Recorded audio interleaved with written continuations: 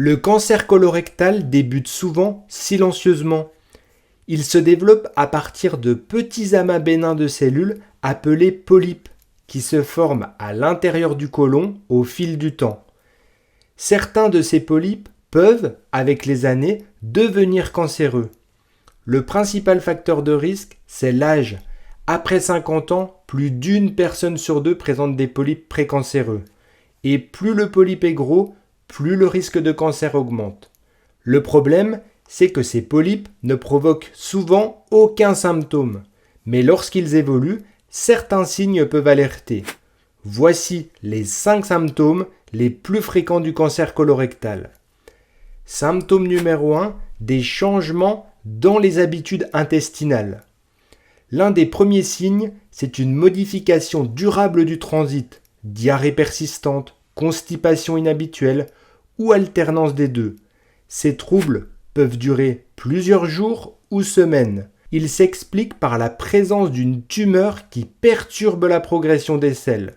Dans certains cas, la tumeur provoque une obstruction partielle ou au contraire sécrète du liquide, entraînant une diarrhée. Deuxième symptôme, du sang dans les selles. C'est l'un des signes les plus évocateurs. Mais attention, l'apparence du sang peut varier et donner des indices précieux. Du sang rouge vif sur le papier toilette ou autour des selles évoque souvent des hémorroïdes, mais peut aussi provenir de polypes situés dans la partie basse du rectum. Des selles rouge foncé ou noires traduisent plutôt un saignement plus haut dans le côlon. Plus le sang reste longtemps dans le tube digestif, plus il s'assombrit. Un conseil, si vous observez régulièrement du sang dans vos selles, même en petite quantité, consultez rapidement. Troisième symptôme, des douleurs ou des crampes abdominales. Des douleurs persistantes dans le bas-ventre, des crampes ou une sensation de ballonnement peuvent révéler une obstruction partielle du côlon. Certaines personnes décrivent aussi une envie constante d'aller à la selle, sans réelle évacuation, comme si quelque chose bloquait.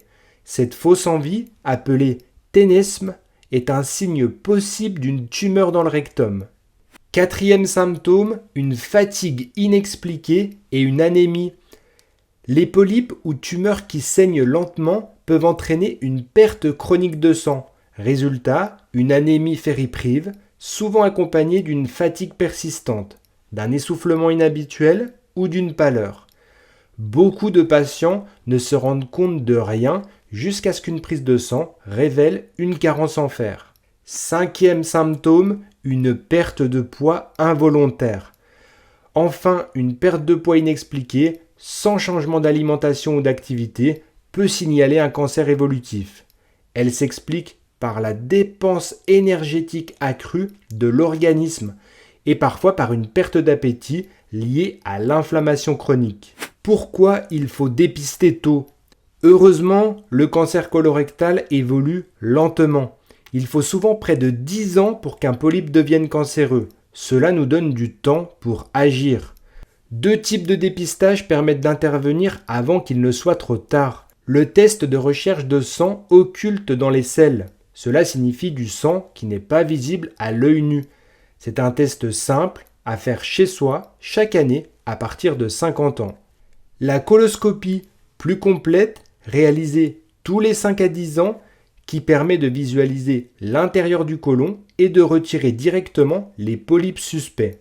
Le pronostic dépend du stade au moment du diagnostic. Localisé, il y a 90% de survie à 5 ans, avec une atteinte ganglionnaire, 70%, et avec des métastases, seulement 12%. Plus le diagnostic est précoce, meilleures sont les chances de guérison. Voilà pour cette vidéo, j'espère qu'elle vous a plu. Si c'est le cas, n'hésitez pas à mettre un pouce en l'air et à vous abonner si ce n'est pas encore fait. Merci pour votre écoute et votre attention. Je vous dis à très bientôt sur Educa Santé.